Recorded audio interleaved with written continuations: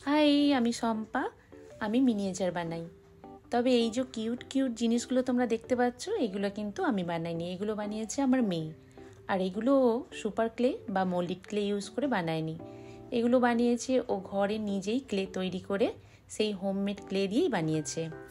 তো এই homemade ক্লেটারই recipe তোমাদের সঙ্গে আজকে আমি শেয়ার করব।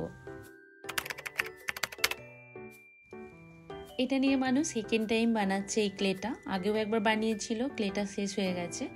সেই ক্লে দিয়েই ও নানা রকম জিনিসগুলো বানিয়েছে, যেটা তোমাদের আমি প্রথমেই দেখালাম। তো এটা বানাতে কি কি লাগছে তোমাদের একবার দেখিয়ে দিই। লাগছে 1 কাপ কর্নফ্লাওয়ার, সেই কাপেরই 1 কাপ ফেভিকল আঠা,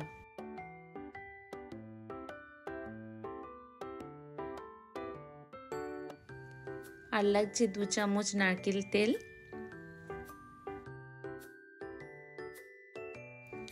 আর 2 চামচ সিনথেটিক ভিনিগার। এবার এটাকে ঠান্ডা অবস্থাতেই ভালো করে মিক্স করে নিতে হবে, যাতে কোনো রকম ডেলা বা লাম্পস না থাকে। সুন্দরভাবে মিক্স হয়ে গেলে এই সময় দিয়ে দিতে হবে একটু সাদা অ্যাক্রিলিক কালার। কালারটা অপশনাল, চাইলে দিতে পারো, না চাইলে নাও দিতে পারো। তবে সাদা কালারটা দিলে ক্লেটা সবসময় একটা সাদা হোয়াইটনেসটা বজায় থাকে। এখানে যেহেতু মানু ইন্ডাকশন ব্যবহার করছে, লক্ষ্য করলাম একদম কম টেম্পারেচারে বসালো। তো এখানে তোমাদের আরও একটা কথা বলবো, এই ক্লেটা তৈরি করার সময় অবশ্যই ননস্টিক কড়াই ইউজ করবে। এই সময় বলে রাখা ভালো, এই রেসিপিটা কিন্তু অ্যানির। তো এইভাবে কন্টিনিউ নাড়তে নাড়তে তোমরা একটা সময় দেখবে জিনিসটা আস্তে আস্তে জড়ো হতে শুরু করছে। এই সময় কিন্তু একদমই কড়া থেকে সরে যাওয়া যাবে না, কন্টিনিউ নাড়তে থাকতে হবে। নাড়তে নাড়তে এইভাবে এক জায়গায় জিনিসটা জড়ো হয়ে যাবে।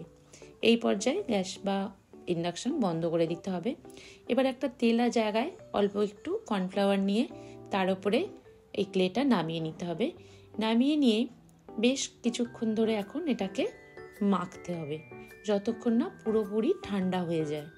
ঠান্ডা হওয়া পর্যন্ত সুন্দর করে মেখে নেওয়ার পর যখন জিনিসটা পুরোটাই ঠান্ডা হয়ে যাবে, তারপর একটু যে কোনো ময়েশ্চারাইজার, এখানে দেখলাম মানু একটু নারকেল তেলই দিল, তো তেলটা দিয়ে সুন্দর করে এটাকে একটা জিপলক প্যাকেটের মধ্যে রেখে দিতে হবে।